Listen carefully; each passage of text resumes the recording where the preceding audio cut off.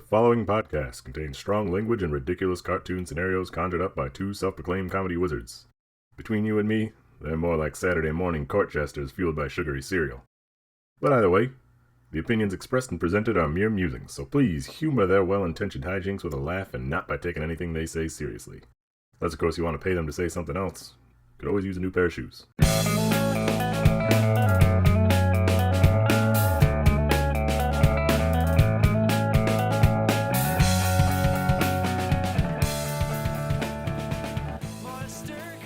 Hello and welcome everybody to the ReviewParty.com podcast. I'm Brent. I'm Matt. On this podcast, we look at funny little reviews from around the internet and just sort of riff on them. Just sort of have a good time with them. Before we get into that, though, I think the word on everybody's lips these days is Alexander Hamilton. You like that? You like that shit? I love it. you into that Alexander guy? I cover myself in Alexanders. Yeah, I'm a fan of the musical myself, but it got me thinking: what other historical figures need an unorthodox genre musical theater about them? And while you ponder that question yourself there, Matt. Uh-huh. I got, don't worry, I got a great idea to get us kicked off. How about a Harriet Tubman thrash metal musical? Thrash metal. Thrash metal's like, I think, a layman might listen and just call it death metal. Of course. But it's a little more, it's got some like punk rock inspirations. It's a little more about going fast, slapping guitars. It's like speed metal and black metal combined. Maybe some laser lights. Yeah, laser lights. Lots of longing screams instead of angry screams. Maybe rather, you know what I'm saying? Get it? Yeah. Yeah, and I think that would, Harriet Tubman being, excuse the parlance, the baddest bitch in American history. I think that juxtaposed with thrash metal would be a wild ride. I can see it. The only thing that's in my head actually is the City Escape song from Sonic, but okay. As thrash metal. Okay, yeah, do a thrash metal. That would be, instead of the Alexander Hamilton, it would be rolling around with Harriet Tubman. Got places to go, gotta follow the railroad. It writes itself. Yeah, I guess instead of thrash metal, we should just do Sonic the Hedgehog 2000s power pop. Nothing is more empowering. Nothing's more empowering. It's right in the name, power pop. Power pop. Oh, who else could we revamp with an unorthodox musical? Of all the historical figures in American history? American history? Oh, heck, European history? Asian history? A Confucius, an R&B Confucius play, maybe? Mm-hmm. Someone I have been fascinated by for some time is Ernest Shackleton. He led that expedition, the Shackleton expedition, down in Antarctica. And they're like, well, shucks, boys. Looks like we're going to be stranded here with some penguins for a while. Time to break into song. Yeah, what kind of songs are they singing? That's the real hook of Hamilton is that they have the hip hop. Yeah, I'm thinking Shackleton is probably a bit more. What about some bluegrass? Some twangy folk? Bluegrass to jazz, because Hamilton does flex some other genres every now and then. Right. They play with the genres for sure. The Thomas Jefferson song. I watched a little. Let me flex my little. I watched YouTube video. Muscles. Thomas Jefferson songs is in jazz. His intro song is jazz because it symbolizes that he's been away in France and he's sort of out of touch. He's not in with the new hip the American way. The American way. Yeah, so you're welcome, Hollywood. You're welcome, Broadway. Those are some golden ideas. And with that, let's move on to review. What do you got for me? This one is tasty. This is a review for the chicken in a biscuit crackers. You familiar with these crackers? Yeah, definitely. They're fantastic. I didn't discover these until I was probably in 8th grade. I had to buy snacks for a confirmation overnight trip, and I found both chicken and biscuit and fiddle faddles at the same time. You know fiddle faddles? I don't know fiddle faddles. It's pretty much like Cracker Jacks, but in a giant box. Oh, okay. So, pretty awesome.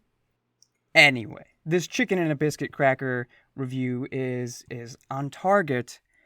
Reviewer's name is Alan. He titles his review, "These will change your life." No way a chicken soup flavored cracker is any good, right?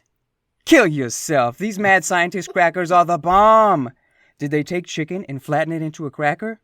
Is someone taking the little bit of uneaten cream of chicken and wild rice from everyone's bowl at Panera Bread and marrying it with those buttery club crackers you eat with Christmas meats? I don't know. I don't care. You crazy for this one, Nabisco. Huv. And I think that's like Jehovah. Yeah, like that's a Jay-Z reference. It's a Jay-Z reference. He gives it 5 stars. He loves chicken and a biscuit crackers. I don't think this guy knows how food is made. That's my first take on that. It's a more innocent look at the way foods are made. Yeah, I guess I'm sure he's just touching on conceptually how the food feels to him. But when you dip a cracker into chicken soup, it doesn't become a new food. I guess that only happens with chocolate and peanut butter. Yeah, that's the one transformative food. Yeah. What grabbed you about this review other than the silliness? I think it's that innocence of how was this food made that tastes so magical, because pull back the curtain on some of your favorite products and there's ugly things behind the curtain. Yeah. We talked a lot about saccharin recently. We talked about saccharin. My old scoutmaster used to work for the company who made Sunny D orange. Mm-hmm. He's like, it's not orange, kids. I know you want us to buy that for every camp out, but I'm not going to buy it because it's not actually orange. When you said it's not orange, kids, I just pictured a whole league of innocent Boy Scouts, their jaws instantly dropping, like their souls leaving their mouths. Yeah, so, I mean, it makes sense. Why would a cracker, unless you're just condensing down, you've got some of that chicken tar, the derivative of chicken, and you smear it on a cracker. When you break down a chicken, folks, the byproduct, of course, is chicken tar. Now you can make soap out of this. You can put it on crackers, or ideally you slather it on your baseball bat. That way when the pitcher is like, hey, you better hit this one, you say, I'm not chicken. That's a way to make the most American thing, baseball, even more American, if everyone had chicken-flavored bats. What if you could... apple pie gloves. Apple pie gloves. What if you could flavor your pine tar, the tar you put on the bat, any flavor you want? What flavored baseball bat would you have? Grape Big League Chew. Oh, of course. Well, that's... whatever I say now is invalid. You just... Home run on that one. Inside the Parker. Yeah, no pun intended. But back to the chicken cracker. Someone's got to tell this guy about like ramen noodle dust. Oh, because I think that's all. Not I do love a chicken and a cracker. Delicious, wonderful invention. I agree with his review. Yeah, but I'm pretty sure they're just crackers with chicken ramen noodle dust on them. Chicken ramen noodle dust is like the cremated remains that have been blessed by Crossroads sorcery. I think it's you take, all right, so you put a chicken on low in the slow cooker for a few days. Just a whole chicken. And then you open it and there's chicken tar. And you take this tar and you put make it into a thin layer on a baking sheet. And then you dry it out and crack it up and you got ramen noodle dust, right? I think so. It's like a pastry dough almost. Yeah. But you break it up. Here on reviewparty.com, we're regular Alton Browns. Food chemists. The food chemists, we can make dust out of anything, all right? You just put it in the slow cooker until it turns to whatever tar. You want some beef ramen noodle dust, you put a cow in the slow cooker. You want some gamer ramen noodle dust, you put an Xbox in the slow cooker. And a little treat, you throw some Doritos in there with it. Wow. That's for me, gamers. I got a review, if you don't mind. I'm hungry for it. I'm hungry too now. This is a review for Starter Brand Men's 10-inch Dazzle basketball shorts with pockets. Amazon exclusive. With pockets is an exclusive. Yeah. Starter doesn't make it with pockets unless Amazon's footing the bill. Mm-hmm. This is by LD10T Error. Okay. And he writes, "Not what I expected, but I catch myself wearing it very often. 5 stars. You catch yourself? Who is dressing you that you don't know what you put on? I mean, I'm no morning person. I've definitely hazed my way through a couple pre-work mornings. Only the brown shoe and the black shoe. Whoops. Right. But yeah, like, holy shit, these shorts were not what I expected. They are on me again. They got me. It's like a horror movie, but he likes it. I guess that's a different, that's a horror movie in and of itself. He's like, they're on me again, and I'm afraid I enjoy it. He's a sadist for shorts. Yeah, he's like Dr. Jekyll and Mr. Shorts. And fool me once, shame on you. Fool me twice, shorts are on. He's sitting hunched over his desk, sweating profusely, looking himself in the mirror.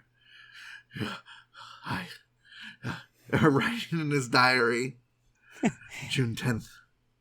Once again, the shorts made their way onto my buttocks, and I hate to admit, even though these basketball shorts are not what I expected,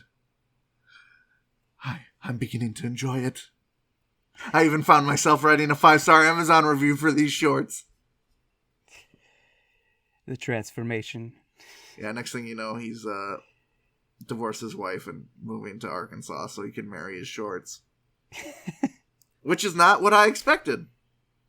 Yeah, he didn't go into it expecting that much of a life-changing purchase.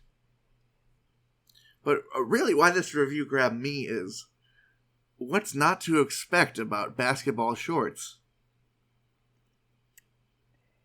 With pockets. With pockets. The only variation I've ever felt in basketball short, liner or no liner. Or how much noise they make. Right, how swishy they are, how swishy the material is, but I mean, I could never picture myself putting on a pair of basketball shorts and being like, this is unexpected. Yeah, you see a picture, you know how shorts work. Let's take a few steps back here. What were you expecting? Were you expecting these to be the like Mike shorts where you put them on and suddenly you can switch your hips side to side and sync those 3 flows? Maybe he's Amish or something and he's never worn anything above his ankles before. And he's just like, this is what it's like when your knees are laid bare? It could be that. If he's doing that and ordering from Amazon, he's got a lot of new firsts on his list. Yeah, what's it called when Amish they have their they can go crazy Oh, when they come up. Oh, Rumspringa. Rumspringa. Well, he started Rumspringa, and he went straight to Amazon and bought himself a pair of starter brand Dazzle basketball shorts, and he is loving it. Sitting in his hotel room, wearing nothing but a red pair of starter basketball shorts, eating chicken crackers, and thinking, I might not go back. I might not go. They got Below Deck on TV all day. I'm not going back. This TV's got like 20 channels. Also, what's a TV? Wow, this television is not what I expected. I've got a few reviews where things didn't turn out as the reviewer expected. Okay. And since it's summery months, I'm gonna go with one that feels a bit more road trippy. So, here is a Google review of the National Mississippi River Museum and Aquarium. And this review is from Prickles Hoggington. Prickles writes, The museum is awesome. We love all the animals, and the educational displays upstairs are wonderful. They have a special Sid the Science Kid exhibit when we visited, and my child loved it. The Stingray tank was another hit. I think it has interesting exhibits for people of all ages. I took off a star because someone siphoned gas out of my car while it was parked in their parking lot. I parked with half a tank, and it was near empty when we left. 4 stars. I mean, what do you... That's just not fair. That's how I see it. Come on. It's not fair. It's not fair. It's not fair. What, I mean... My gas is gone. I mean, that's a real day ruiner. I guess. It is. What else are you going to do but shout into the Amazon void to make that better? I didn't say that the National Mississippi River Museum and Aquarium is in Iowa, so no way. Things are already... The Mississippi River does sit alongside Iowa. They're in Dubuque. But who made that marketing decision? That's what I want to know. We've got a state named Mississippi. We've got these other states on the Mississippi. So I am aware that the Mississippi River touches Iowa, but I do not think Mississippi River when I think Iowa. What do you think of when you think Iowa? I don't know, corn. Hawkeyes. Getting your gas siphoned, I guess, now.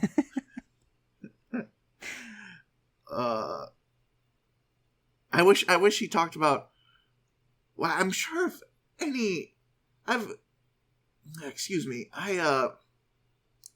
museum I've been to is filled with nice people. I feel like if I got my gas siphoned in a museum parking lot, I could go in and someone would help me, at least give me, sympathetic ear, give me someone to call. They'll say, "Oh, that happens all the time." Yeah, I wish I... This is Iowa. Iowa's like Mad Max. Everyone just says padlocks on their little fuel doors. Yeah, Iowa's like Mad Max, but with cornfields instead of sand. Have you seen the first Mad Max? I have seen the first Mad Max. Yeah, spoiler alert, if you haven't seen the first Mad Max, it's a classic, it's a masterpiece. You skip forward, 30 seconds if you don't want to hear it. But at the end of the movie, they're chasing this giant gas tanker the whole time because everyone drives cars in this scary future, and gas is like the commodity. Gotta have it. And the spoiler the twist at the end is that the gas tanker was just filled with sand. But they in Mad Max Iowa, they finally track down. They get the oil tanker in the Mississippi River Museum parking lot, and they crack it open, and just corn spills out. Corn. And they say, we don't want to refine this into gas. Yeah. We hate ethanol! And the camera zooms out, and then they give a 4-star Amazon review. Sequel is the hunt for diesel. The hunt for... Not. We're diesel people here. I drive a 2-ton. It takes diesel. Yeah, don't catch yourself dead in a diesel truck at the Mississippi River Museum, because you will get siphoned. But don't take it out on them. They're good people there. Yeah, that's what I'd like everyone to take away from this. I don't think an employee siphoned your gas. That is very much an unrelated occurrence, a sad occurrence. Something I can feel sympathy for, but it's not worth a star. Unless you see a bunch of other reviews that mention, my gas was siphoned. Right, my unless it's a hood thing. ornament was taken. Oh yeah, you'd better watch out. What? I'm sort of at a loss. It tugs at your heartstrings. Right.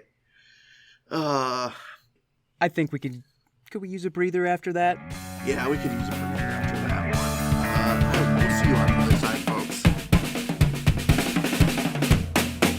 Take a trip with me and tell me what you see. Hey everybody, thank you for listening to our lovely little podcast. If you'd like to go above and beyond in supporting our show, or have the most fabulous conversation starter since sliced bread, go to reviewparty.com. Click on shop and explore some fabulous t-shirt designs. Where's your favorite place to wear a t-shirt? On my body. Mine is at the store. That is a good place to wear a t-shirt. Reviewparty.com. Click shop. Why stop there? Don't stop now. Don't stop me now, because I'm buying a t-shirt. I'm buying a shirt. Welcome back, everybody. We're glad you made it here. Your gas wasn't siphoned. Your ears weren't stolen. We are again going to jump into our Upon Further Review segment, where we look at things we... Excuse me? Was that a corn pun? Your ears weren't stolen? It was. It is now. Okay, please continue. Hold on to your ears and hold on to your butts, because we're going to take a look at a really awesome historical figure. Brent, are you familiar with the film Tombstone? No, I don't know. You got to familiarize yourself with it, because it's going to be a good choice. Granted, it's going to show, the law doing things that maybe the law shouldn't do, but it's from a day and age when nobody was doing things they should have done. And one of my favorite characters in that movie, real-life historical figure, Doc Holliday. You heard that name before, right? Of course. That is a household name, you might say. It's a household name. Little kids, sometimes that's the first words they say. Doc Holliday. Sometimes not. Sometimes it's Sundance Kid. Whatever it is. When you Google Doc Holliday, the first... What's under he's got a little picture. What's under his name? American Gambler. Yeah. How cool would that be to be to be remembered as Doc Holliday, American Gambler? And exactly. I sit here today to inform you a bit about Doc. And you think, oh, that's just a cool name. Everyone had cool names back then, because names were different. Maybe his name was just Doc. It wasn't. His name was John Henry, in quotes, Doc Holliday, and he was an American gambler, gunfighter, and dentist. The doc was a legit doc, and in fact, that's what he wanted to do first with his life. When he was a young boy, his mom got tuberculosis and died, and he's like, well, it's the 1800s, these things happen, I'm going to study dentistry. And he did. And he earned his dentistry degree And then he got tuberculosis. And he's like, well, these things happen, but I don't want to die like my mom did. So I'm going to go down to the Southwest where the air is clear and the law is somewhat non-existent. And how do you think that works out for him? I think he thrives. That would be my guess. I mean, he did all right. There are historical records of him putting advertisements in newspapers for his dentistry services, but he figured out he was good at gambling, and gambling, it was an okay, almost respectable occupation back then. That's wild. But gunfights can lead from bad gambling games, and he got into a tussle a few too many times. He met up with the dangest dang dong Wyatt Earp, and they're just like, well, let's go around being awesome dudes. Oh, we got ourselves another buddy cop segment. Our buddy cop segments. It's pretty wild to hear how he had such high hopes of fixing people's teeth, and instead just started, shooting people instead. What a tale as old as time. Yeah, it's truly a lesson for anyone. Even if you think you've made a solid career choice, you might get tuberculosis and everything could get just thrown into the mixer. Yeah, Tina Fey worked at the YMCA before she became a famous comedian. She could have just as easily been a gambling gunfighter. Right. The flap of a butterfly's wings, and Tina Fey could be a badass outlaw. I don't know if this came up in your research, but according to Wikipedia, his spouse until 1882, her name was Big Nose Kate. Yep. I'm looking at a picture of her. Her nose isn't that big. Well, again, I think it goes to that time where people just had very unique names. They were probably all somewhat drunk most of the time, and they just didn't remember anyone's names. Who's that? Billy. Billy who? The kid, That reminds me of, in high school, my friends and I just had pretty mean names. We'd call people behind their back. Not to, people just outside of acquaintances. Okay. So, there's this kid that was kind of gaunt and had, a mop top of thin blonde hair, and we called him Scarecrow Kid. Okay. But in another, go back a couple hundred years, the Scarecrow Kid. That sounds awesome. Right. We did it just because this kid was a dirty little miscreant. But, I think I accidentally gave someone a cool outlaw name. It's all about changing your inflection. We had a guy at my high school. He had an interesting walk. His gait was unique. People called him Crazy Legs. But you come across Crazy Legs, meet me at noon. Yeah, There's no Crazy Legs. You hear Crazy Leg Daniels gunned down another lawman this morning. You just hear his spurs. It's the Scarecrow Kid and Crazy Leg Daniels. Get out of here.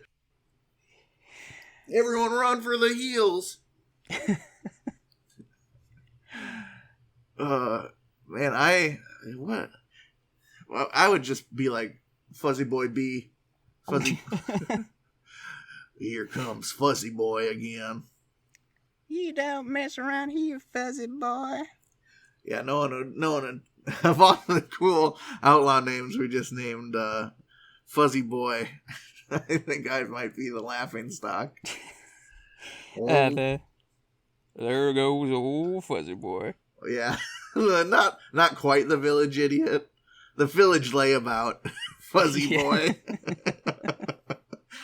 Fuzzy Boy fell asleep outside the bar again. Was he drunk? Don't mind him. Don't mind him. Is he a drunk? No, he's just sleepy. Some folks just don't cope.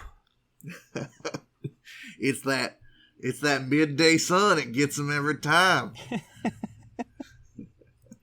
I just picture Fuzzy Boy walking down the dusty main street, and the clock strikes 12, and he puts his hand up to his forehead. Oh, I better find me a bench. Ties himself up to the horse post. Lays on the hay. Must be noon, Pa. There goes Fuzzy Boy.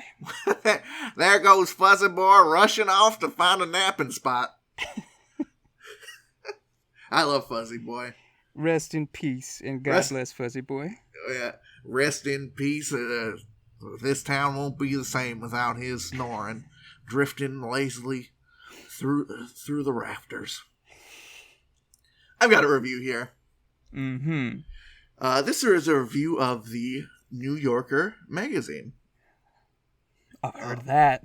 Yep, it's very famous. I don't think there's any American that has not at least heard pray tell of the New Yorker. Yeah. This is a review from Corkerstein on Amazon.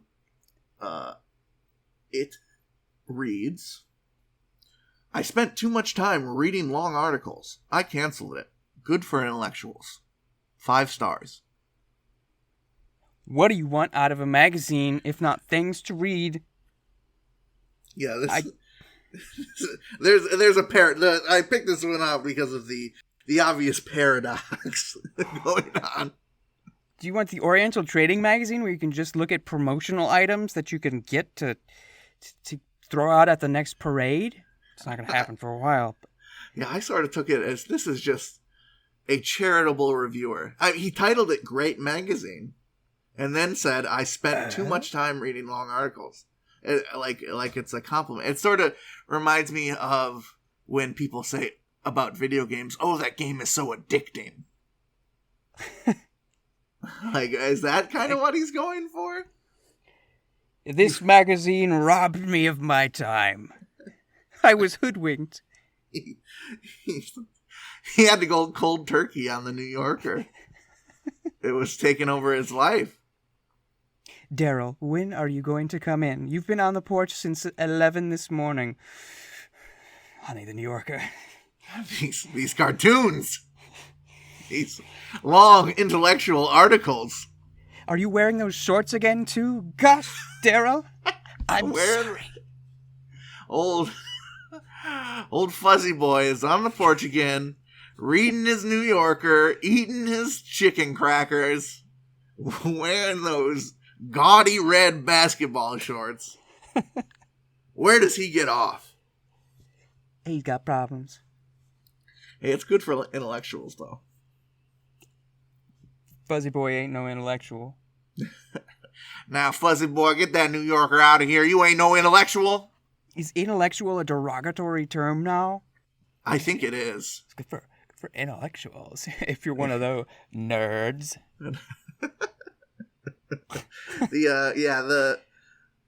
Perusing the New Yorker 1 and 2 star reviews is a bit of a trip. Lots of political name calling going on, and it's wild because it's to both sides. But Korkenstein, he's not wrapped up in any of that. He's just was spending too much time in this. He couldn't get his nose out of this great magazine. You got to keep your nose clean.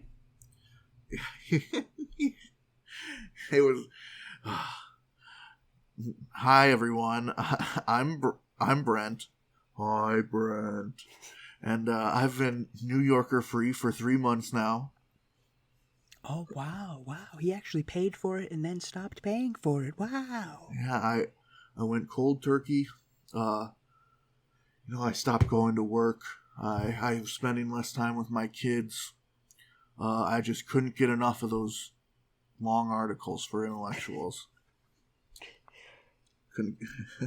We don't like that word here, Brent. We don't like that, the I word. Yeah, watch that Watch that hard L. On intellectuals.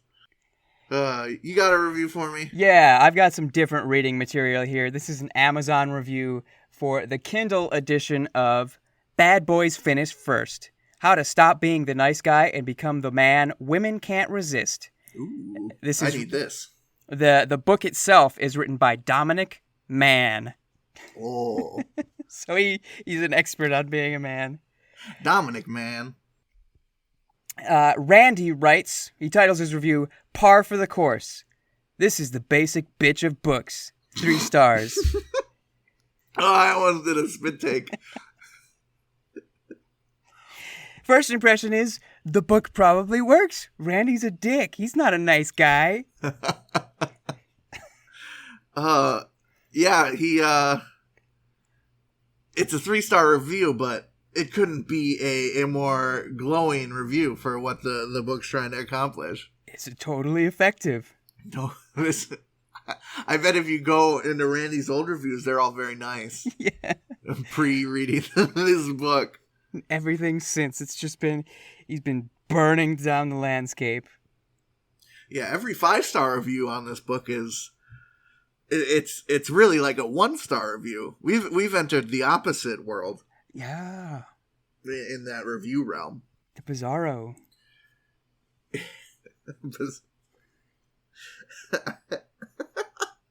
What is the exact title again?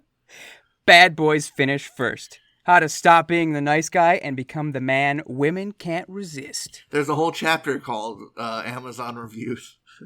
It's just about how to leave the best passive-aggressive 3-star reviews around. Make sure you include the word bitch.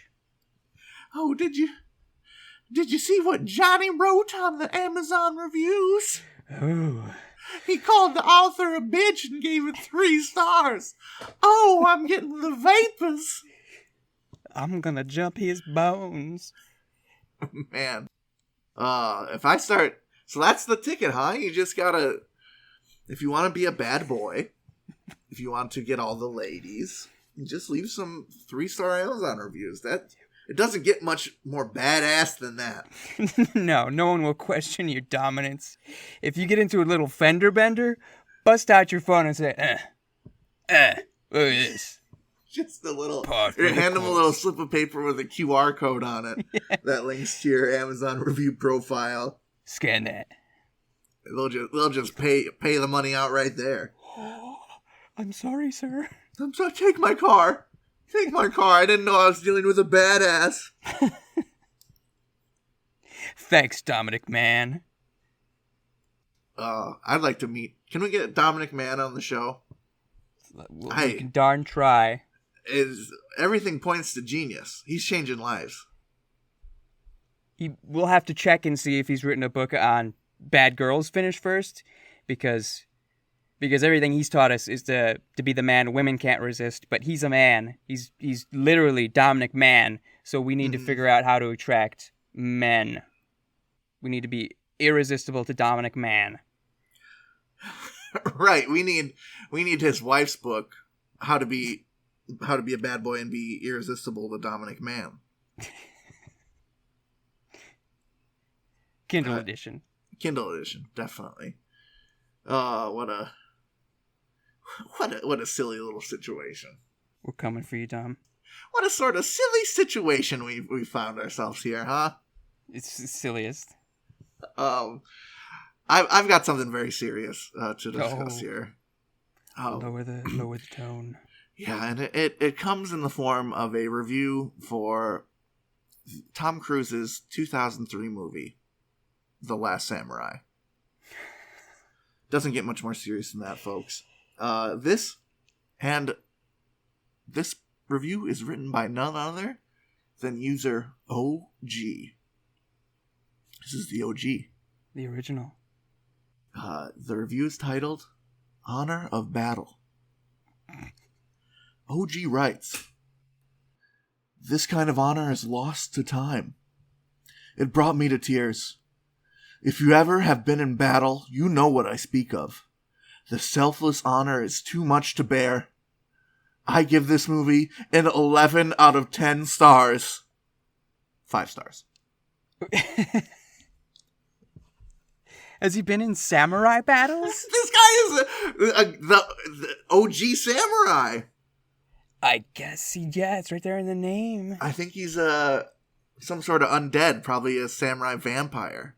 And he's a nice guy. He has acclimated himself to modern world. He doesn't do any more katana fights. Yeah, normally we don't do this, but I've got a review that is pretty well related to this. Oh, sure. I'd like to introduce it, and maybe we could talk about both of them. Yeah, let's do it. This is a Walmart review for the Warriors Blu-ray movie. Okay, I love that movie. Pete G writes, "The other person who gave a review obviously has no sense of gangs back in the days. Love this movie. It's a classic and a must-have in your gangster movie collection. And yes, we all know gangs have evolved since then, but that's common sense, just like anything else from the past. 5 stars." Okay. We have some warriors out here, some samurai leaving their reviews. For those who haven't seen the movie The Warriors, it's a cinematic masterpiece. It's a lovely, stylized genre film. But it's about a bunch of gangs, and in the beginning, they all have this conference, and they're going to try and unite and stop gang violence. Yeah, bring peace among the gangs of New York. And the meeting goes south, and it gets the Warriors, the gang The Warriors, gets blackmailed, and they have to run through New York and get back to their turf. It's a wild chase. Yeah, before all the other gangs mess them up. But the gimmick is, these aren't mafia gangsters. These aren't the stereotypical gangbangers you might think of today. They're all dressed in themed costumes. Mimes. There's baseball players. Yeah, there's baseball players with like a face paint on. There's all sorts of people. In fact, samurai people would fit well in this New York. Right, they could have a samurai gang. There's a gang of like tough butch ladies called the Lizzies. It's pretty cartoony and ridiculous, but it doesn't, that adds to the movie's charm for sure. But the reason I'm laughing is I don't think gangs were ever like they were in the Warriors. Right, they haven't evolved because they were never like that. Yeah, I think that juxtaposition that you so smartly brought us to really points out that samurais were never white guys either. That's what we've been trying to reach this whole time. Samurais didn't look like Tom Cruise. Right, especially not Tom Cruise. If there was a white guy samurai, it was probably some emaciated weirdo from Holland, because those are the only people allowed to travel. There was the black samurai, I forget his name, but he's pretty awesome. But there's no handsome-ass Tom Cruise samurai. It's not to take anything away from The Last Samurai. It's a cool flick. But, I don't... Man. I can't. I'm sorry. I just... Have gangs evolved, or is it just the knife fights that have evolved? Oh, boy. How many stars did that guy give the Warriors? 5 stars. 5 stars. Okay, so he loved it. Yeah, that's right. He was pointing out the other people just didn't get it. They just didn't get gang culture. They were part of a gang like I totally was. This guy. I wonder what the modern take on the Warriors would be. A bunch of tech company gangs meeting in the middle of Silicon Valley. And they had to make their way back to their corporate office before the other tech companies took them out. Drones are flying through the air, and smart cars are just crashing all over the place. Yeah, there's a dude with three mice, computer mice, taped to his fingers. Amazon. Oh no, it's the analogs.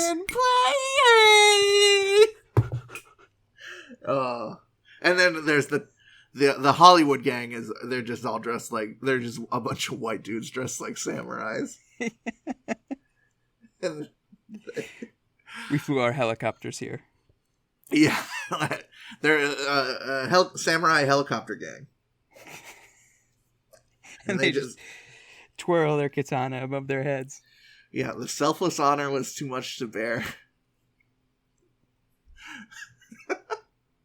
Man, I didn't think, when we started this podcast that the reviews would be so funny that we couldn't say anything funnier than the reviews, but we did it. We hit it. I give those reviews an 11 out of 10 stars. 5 stars. I give them much honor. Yeah, I'm honored to be blessed with those reviews today. Should we end it there? Should we call it there, sir? I think we've covered a lot of ground today. That's true. We've gone all the way from chicken crackers to how real gangs are. and samurais, wow. Thank you so much for making it this far and listening to reviewparty.com. We really appreciate it. We do. If this is your first time listening, well, thank you for being fashionably late to the party. We're glad you're here. Yeah, fashionably late. You made it just on time, really. A little behind the scenes. This is our last episode we're recording before the official launch. And so we've happily decided we will be releasing Tuesday mornings. So please subscribe and keep an eye on your feed the old Tuesday morning. The Tuesday Reviews Day. Tuesday Reviews Day, baby. Hashtag Tuesday Reviews Day. Let's get it going. With that, if you'd like to submit a review for us to riff on, please send a hyperlink to that review to reviewparty.com@gmail.com. That's reviewparty.com @gmail.com, and include your name so we can give you credit. We'll do it. Do it. And please subscribe wherever you listen, Spotify, iTunes, all those wonderful places. And if you could, leave a review on iTunes. If there are any funny reviews on iTunes, we will definitely feature them on the show. We'll make it meta. We will. We'd also like to thank our friends, Nosebleeds, for letting us use their song Bread for Breakfast. You can check them out on Spotify. Nosebleeds is one word. Listen to all their stuff. It's beautiful. Yeah, some fantastic Midwestern angsty crooning. That's exactly what I look for in my indie jams. Jams. I think that's all we got for plugs. Oh, go check out a shirt. Go to reviewparty.com. You can click on shop to check out shirts. Maybe we'll have some other funny stuff up on there soon too. We will. I got a little review to send us out on. Are you ready? I am ready. This is a review for Fruit Stripe Gum. I love it. This is by Jay Carini. Jay Carini writes, "Most flavorful 10 seconds of your life. 5 stars." He gets it. Thank you guys so much for listening. I'm Brent. I'm Matt. Take it easy out there, everybody. Bye.